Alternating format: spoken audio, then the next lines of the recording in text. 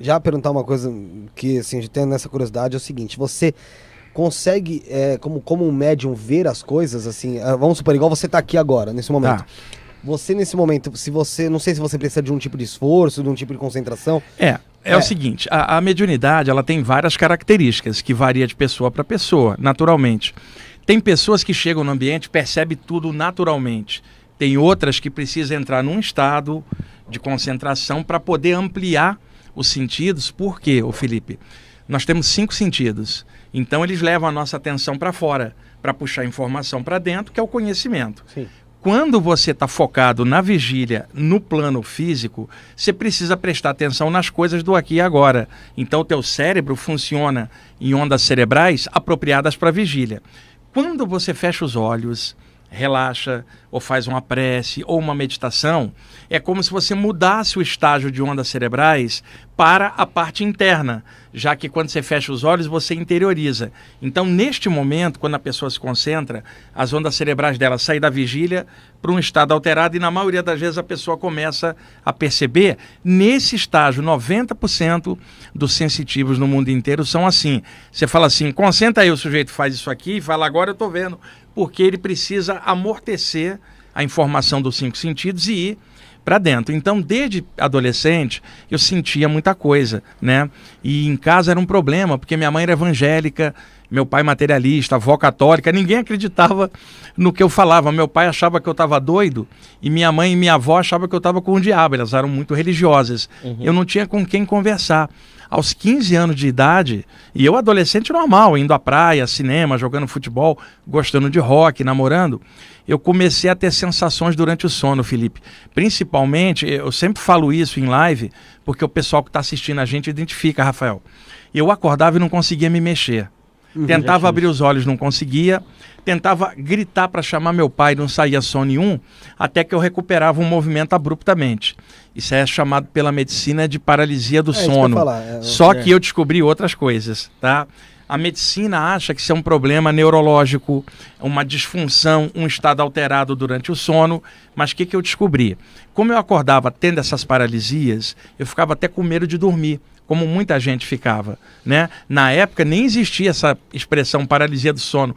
Ninguém falava nisso, era década... porque não tinha muita essa informação de você trocar informação comigo? Não tinha, não tinha internet, não tinha nada disso. Tinha muito preconceito também, né? Preconceito, exatamente. Né? Aí o que acontece? Nessas paralisias, eu me debatia para tentar sair dela, saía. Uma noite... Mas quando você se debatia, que eu nunca tive paralisia do sono. Eu já tive. Já? E muita gente que está assistindo a gente pode até botar o relato, é hipercomum paralisia do sono. É o que mais mete medo nas pessoas. E eu descobri uma coisa maravilhosa na paralisia do sono, que é o que eu venho ensinando às pessoas, Felipe. Porque assim, eu acordava, não mexia um dedo, parecia que eu estava preso em algo invisível, né? Tentava gritar, não saía som nenhum, tentava abrir os olhos, não conseguia. Muita gente tem isso. Aí é claro que dependendo de quem vai falar com você, cada um tenta te explicar do jeito que sabe. Sim. Um vai dizer que isso era um pesadelo, o outro vai dizer que era uma influência do mal, porque você não rezou. As pessoas, elas variam muito, mas ninguém te explicou qual era o mecanismo daquilo. Então, numa noite que eu acordei paralisado, o movimento não voltava, Felipe. Eu fiquei apavorado, porque estava diferente das outras vezes. Mas abrir o olho... Não, você não consegue abrir os olhos. Tem gente que abre, não tem? Não, não abre. Você não consegue abrir. Eu achava que era de olho aberto. Não, você acorda num corpo que está sem a atividade. É como se você, pessoa, consciência, despertasse num corpo que está paralisado. Exato. Você não consegue mexer um dedo, abrir os olhos, totalmente paralisado. E aí, eu pensei, isso deve ser minha morte. Quando, Felipe, eu achei que era minha morte, eu me entreguei, Rafael. Eu falei assim, vai acontecer alguma coisa, a mão de Deus vai me buscar, eu não sabia o quê. Eu parei de tentar me mexer, eu desisti. Tinha 15 anos. Parei de tentar me mexer. Nesse instante, eu me senti flutuando à esquerda do meu corpo humano, como se fosse um espírito incorpóreo, para fora do meu corpo. Me desloquei e vi o meu corpo deitado sem eu estar dentro. Morri. Tá? Não, a essa altura eu já estava tendo essas experiências fora do corpo há alguns meses, mas não tinha associado com a paralisia, Rafael. Para mim eram duas coisas diferentes. Quando eu paralisei e saí, eu falei, caramba, uma coisa tem a ver com a outra. Aí eu encaixei no corpo. Na noite seguinte, eu acordei paralisado de novo. O Felipe, aí era bem frequente. Era frequente, 3, 4 vezes por semana. Aí eu usei inteligência. Eu pensei, ontem, quando eu parei de tentar me mexer, aconteceu uma saída do corpo. O que eu vou fazer? Eu não vou tentar me mexer. Vou ficar quieto igual ontem.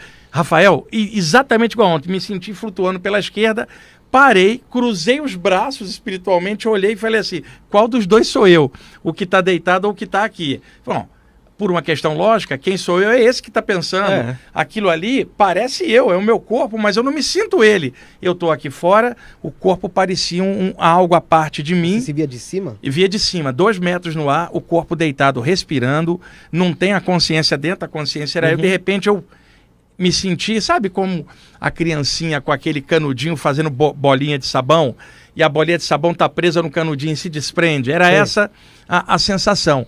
Nesta noite eu perdi o medo da paralisia, Felipe. De lá então, eu tinha 15 anos, quando eu acordo paralisado, eu não tento me mexer, fico quieto e espero, daqui a pouco eu me sinto estufar, como se eu tivesse ampliando e me sinto flutuar. Agora um detalhe, o pessoal que está assistindo a gente agora pode fazer um test drive. Sabe por quê? Ninguém fez isso aqui, Felipe, ó. E acordei paralisado. Deixe-me observar calmamente que fenômeno é esse. A pessoa não fez isso. Porque quando ela acorda, o metabolismo dela está baixo durante o sono. As ondas cerebrais estão baixas. Ela despertou num estado alterado. O corpo ainda não está ativado. Como ela não sabe disso, ela tem medo. O medo dispara a adrenalina das suprarrenais, que é o medo do desconhecido, é um medo basal. A adrenalina aumenta a pulsação do coração, você estava paralisado, ela só... De repente faz isso aqui o coração, Rafael, né? Então, eu descobri que a paralisia poderia anteceder uma experiência fora do corpo. Foi aí que eu perdi o medo. Esses anos todos, eu acordo paralisado e simplesmente saio do meu corpo.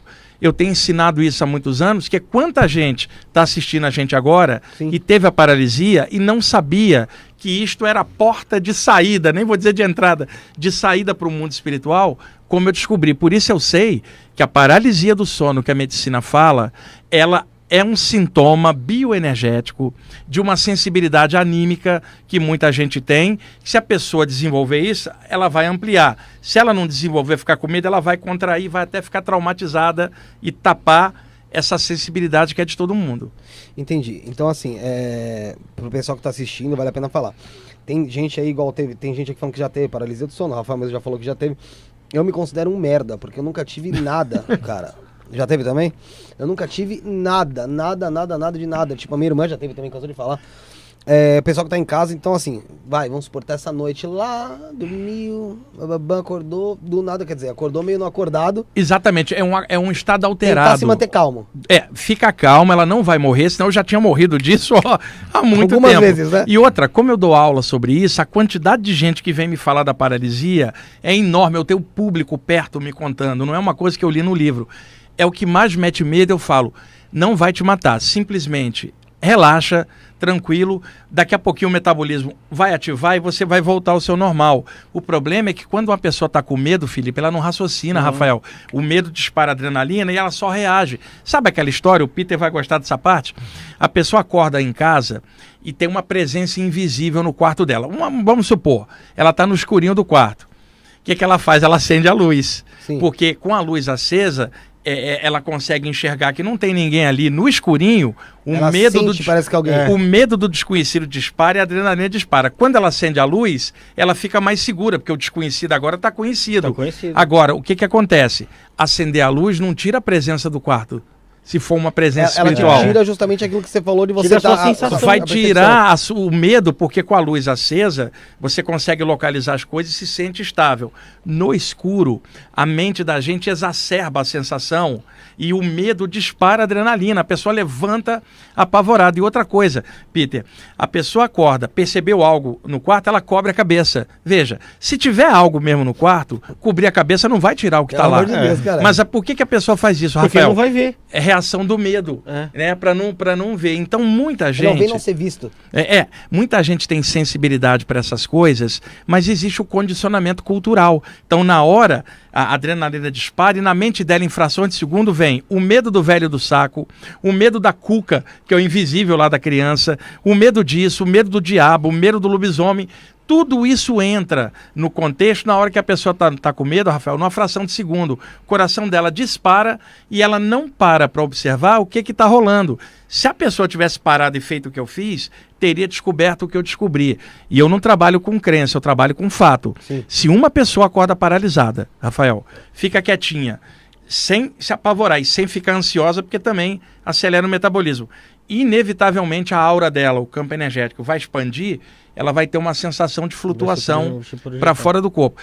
Quem está assistindo a gente, por favor, faça um test drive. Se bem que com a pessoa conhece isso, vai deitar no escurinho, desaparece todo o raciocínio Mas dela,